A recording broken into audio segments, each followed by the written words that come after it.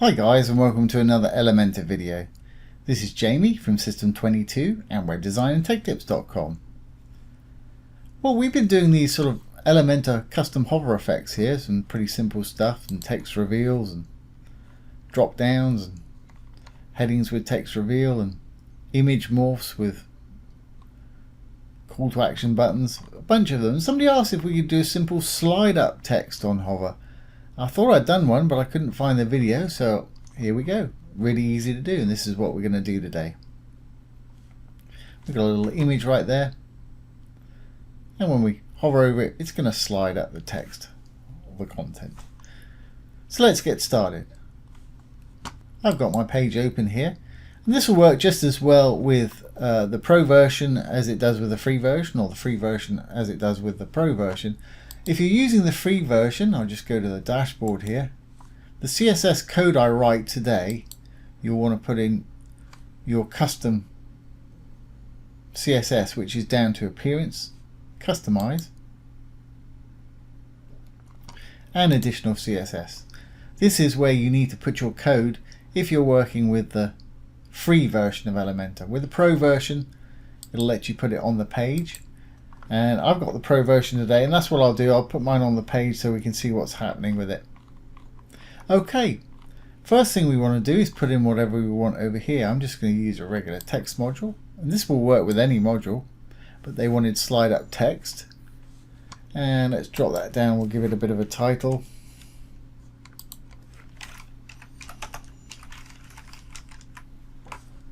And let's make that into a heading. Okay, great. I'm going to go with the style. I'm just going to pop that into the middle. There we go. And I'm going to leave that just like that for a minute. Anybody that's watched any of my previous image to text videos will realize that the image that we look at initially resides in the column. I've got a row here with two columns in it. A little dark button there will take you to the column. A little blue button right here is our little widget that we've got sitting in the column. So let's go into our column. I'm going to hit that. As you can see, it says edit column at the top here. First thing I want to do is take away any padding it's got. So I'm going to put a 0 in at the bottom there, and it does all four at once if you've got this little chain linked. And to keep a bit of separation there, I'm going to put 20 pix margin all round. Great. Now while we're in here, I've got to write a couple of lines of CSS.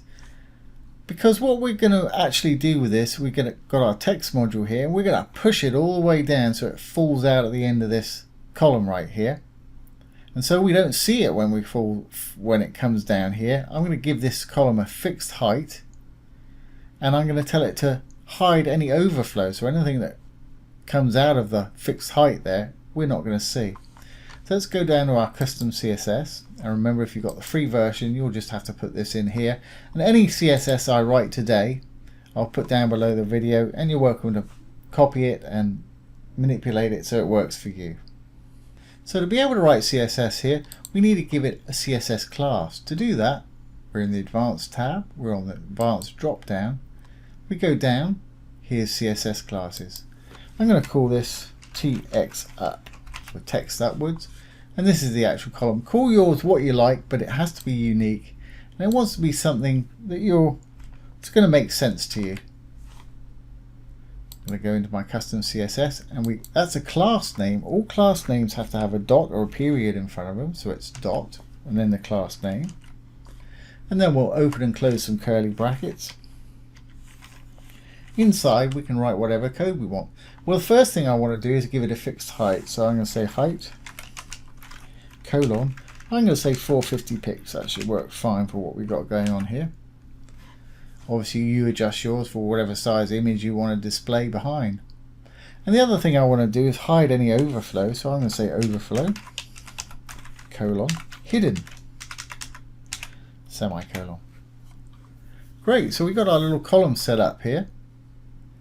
So we can go back in and we can tweak our little text module. But while we're in the column, let's go ahead and choose an image to put in the background there. So I'm going to go to Style. Background's right at the top. If it's closed up, just hit the little chevron and it'll open up for you. Hit the little paintbrush and you can put a little image in there.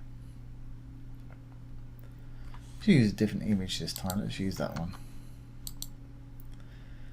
Okay, so we're pretty much done with our column, so we can go back into our little module here and start manipulating it now.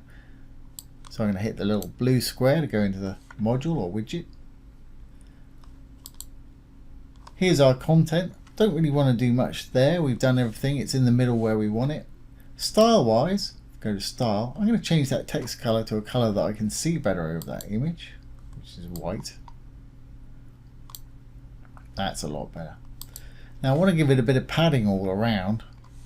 So I'm going to go over to the Advanced tab.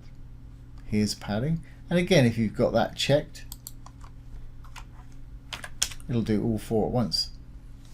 Now here's a little thing. We're going to want to add a bit more to the bottom so it fills out our whole thing here. So let's uncheck this, and on the bottom, let's give it, say 150. We'll just look at 150. Yeah, that's fine. It's taking that little blue line down there. We can't see it anymore. We can always readjust it another time. But also now we want to push the whole thing down so we can't see it. And I know this is 450. I've got about 100 spare at the top. So we're going to use a bit of CSS to do this. And again, we need to be where we are in the Advanced tab, CSS classes. We'll give it a name. Call it text up. Again, call it what you want, but it's got to be unique. Copy that class name, go to my custom CSS, and again for the free version exactly the same, but you just need to put it in here. Now what is it? It's a class name, so we need to put a period in front of it, then the class name itself, open and close some curly brackets, and again in between those curly brackets we can write our code. Okay, so what do we want to do? We actually want to push it down by a whole lot. So that's padding top. Padding dash top colon and the amount. So I'm going to guess about 400. That seems to have done it. It's disappeared. We can't see it. It's not actually disappeared. It's just pushed it down around here. And the reason we've got all this padding on the top and we're using padding instead of a margin is because we can activate it by rolling over the padding. If we use a margin, it wouldn't activate the actual thing to bring it back up when we put the hover effect in. Okay, well I'm going to copy this text up. I'm going to drop down a couple, paste it in there, and after the P of text up with no gap, I'm going to put a colon and then no gap again and the word hover. And this creates a hover state for us. So when we hover over it, I'm going to say padding 0. And for 0 you don't have to put the pix in, you just put in 0 like that. So when I roll over it, you can see that's appeared now. It's not actually just flashing in like that, it's actually coming up from the bottom, but it's doing it instantly, so it just looks like it's appearing. To make it more of a sweep like this one, we need to put a transition duration in, just slow it down a bit. And we do that in the main one, not in the hover one. So just after our 400 pixel entry there, I'm going to say transition, and it's prompted us down there, so I'm going to use that transition duration. It'll fill it out for us, and I'm going to say perhaps 0.8 seconds. You can put in 1 second, 2 seconds, 2.4 seconds, 1.3 seconds, whatever works for you. Now when I do it, it's a little more graceful, and that works for me. So we pretty much achieved what we want. Now the only difference between these two is to make this more legible over the image itself, I put a bit of a background color in it when it on the hover state. Don't need to do that because I can read that writing's fine, but if you need to put that in there to make your writing stand out, if you've got a multicolored image or it's a similar color to your text. While we're in our little text module still, you can go down to background, normal, and hover. Don't want anything in the normal, but in the hover state you can put a dark background in. Just hit the little paintbrush again. Here's a color. I'm going to make mine black. Seems to work for most things, for these sort of things, to darken it down. And the opacity slider right here you can take down.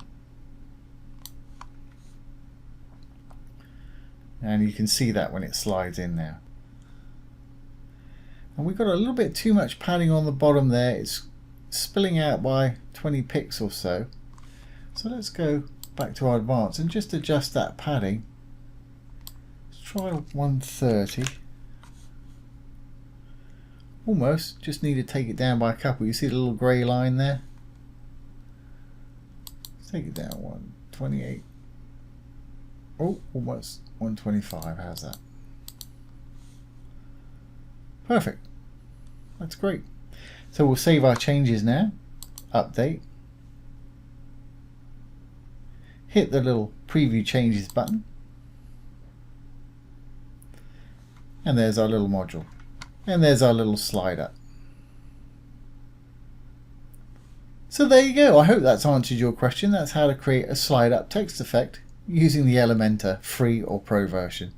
Really easy to do. And the great things about these is people are mousing around on your site and something happens like that, it's going to get their attention pretty quickly, which is what you want on a site. So I hope you've enjoyed this today and found it useful. If you have, please give it a thumbs up, ring the bell, comment, share and subscribe to our YouTube channel. Once again, this has been Jamie with System22 and webdesignandtechtips.com. Thanks for watching. Have a great day.